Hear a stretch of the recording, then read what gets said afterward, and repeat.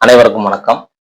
இன்னைக்கு நம்ம எதை பத்தி பார்க்க போறோம்னா 21 வயதான ஒரு பெண்ணின் துணிச்சலும் மானங்கெட்ட ஒருவனின் அசிங்கமும் இதை பத்தி நம்ம பார்க்க போறோம். அதுக்கு முன்னாடி நம்மளுடைய ஈக்குவல் 53 சேனலை சப்ஸ்கிரைப் பண்ணலைன்னா சப்ஸ்கிரைப் பண்ணிக்கோங்க. மறக்காம அந்த பெல் பட்டனையும் அழுத்திடுங்க. ராணிப்பேட்டை மாவட்டம் அரக்கோணத்தை அடுத்து பருதிப்புத்தூர் பகுதியை சார்ந்தவர் தான் இந்த 21 வயதான பெண். இந்த பெண்ணின் எதிர்காலத்தை கருத்தில் கொண்டு நாம அவருடைய உண்மையான பேரை சொல்லல. இந்த 21 வயதான பெண் யாரு மேல பாலியல் குற்ற புகார் கொடுத்திருக்காங்கன்னா, அரக்கோணத்தை அடுத்து காக்கனூர் பகுதியை சார்ந்த தெய்வச் செயல் என்பவர் மீது பாலியல் குற்றம் புகார் கொடுத்திருக்காங்க. இவர் திமுகவில் ஒன்றிய இளைஞர் அணி துணை அமைப்பாளராகவும் பதிவு வைத்து வந்தார். இப்ப என்ன பண்ணிருக்காங்கன்னா, அந்த பதவியிலிருந்து நீக்கியிருக்காங்க. இனிமேல் அவரை கட்சியிலிருந்து அவரை நீக்கணும். இந்த தெய்வ செயலுக்கு ஏற்கனவே திருமணம் ஆயிருக்கு. இந்த 21 வயதான பெண்ணை காதலிக்கிறேன்னு சொல்லி ஏமாத்தி கடந்த ஜனவரி மாதம் 31ஆம் தேதி திருமணம் செஞ்சிருக்கான் இந்த தெய்வ செயல். 2 மாதமா இவங்களுக்குள்ள நல்லாதான் போயிட்டு இருந்தது.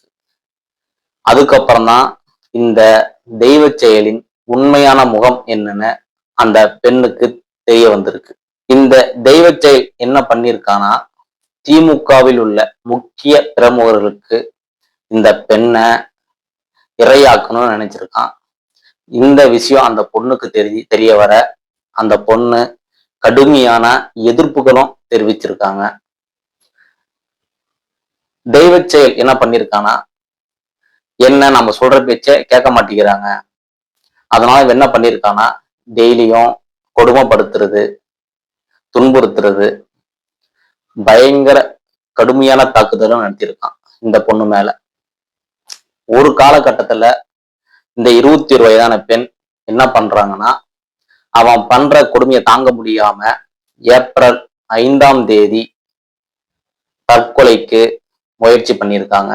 இவனை சும்மா விடக்கூடாதுன்னு நினைச்சு இந்த பொண்ணு என்ன பண்ணியிருக்காங்கன்னா, அரக்கோணத்தில் உள்ள காவல் நிலையத்தில் புகார் கொடுத்திருக்காங்க. ஏன்னா காவல்துறை அந்த புகாரை எடுக்க மறுத்திருக்காங்க. அவங்க ஏன் எடுக்க மறுத்தாங்கன்னா, தெய்வ செயல் திமுகவில் இருக்கிறதுனால இந்த இடத்துல காவல்துறைக்கு ஈக்குவல் 53 சார்பாக நாங்க ஒரு வேண்டுகோளை முன்வைக்கிறோம். யார் தப்பு பண்ணினாலும் சரி, தப்பு பண்ணனவன் எந்த கட்சியில இருந்தாலும் சரி, அவன் மேல எஃப்ஐஆர் போட்டு உரிய விசாரணை செஞ்சு நீதிமன்றத்துல நிறுத்தணும். இதைய நீங்க பண்ணிருக்கணும். ஆனா நீங்க பண்ண தவறிட்டீங்க. யாரோ பெத்த பிள்ளைதானே அப்படின்னு அலட்சியமா நீங்க இருந்துட்டீங்க.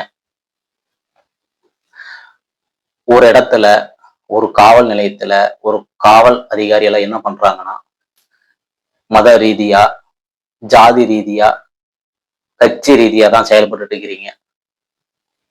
இப்படி நீங்க இருக்கிறதுனால தமிழக அரசுக்கும் காவல்துறைக்கும் மீண்டும் மீண்டும் அவமதிப்பை தான் நீங்க கொடுக்குறீங்க. கடைசியா இந்த பொண்ணு என்ன பண்ணியிருக்காங்கன்னா, அரக்கோணம் எம்எல்ஏ ரவி அவர்களை சந்திச்சு இந்த பொண்ணுக்கு என்னெல்லாம் நடந்துச்சோ அது எல்லாம் சொல்லியிருக்காங்க. எனக்கு நீதி வேணும்னு கேட்டிருக்காங்க. அது மட்டுமல்ல, என் கூட ஆதரவாகவும் இருங்கன்னு கேட்டிருக்காங்க.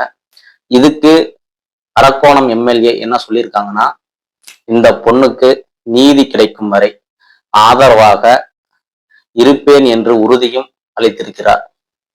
இந்த தெய்வ செயல் மீது 20க்கும் மேற்பட்ட கல்லூரி மாணவிகளுக்கு பாலியல் தொல்லை தந்திருக்கான்னு புகார் கொடுத்திருக்காங்க. இந்த 20 பெண்களும் துணிச்சலா தைரியமா இருங்க. நீங்க பிறல் சாட்சியா மாறிட்டீங்கன்னா இவனுக்கு தண்டனை எல்லாம் கம்மியாயிரும். யாருமே பிறல் சாட்சியமா மாறாதீங்க. தைரியமா நில்லுங்க, துணிச்சலோட இருங்க. இது போன்ற கொடுமைகள் சம்பவங்கள் நடக்காமல் இருக்க நீதிமன்றம் மிக மிக கடுமையான தண்டனைகள் குற்றவாளிகளுக்கு கொடுக்க வேண்டும். நன்றி.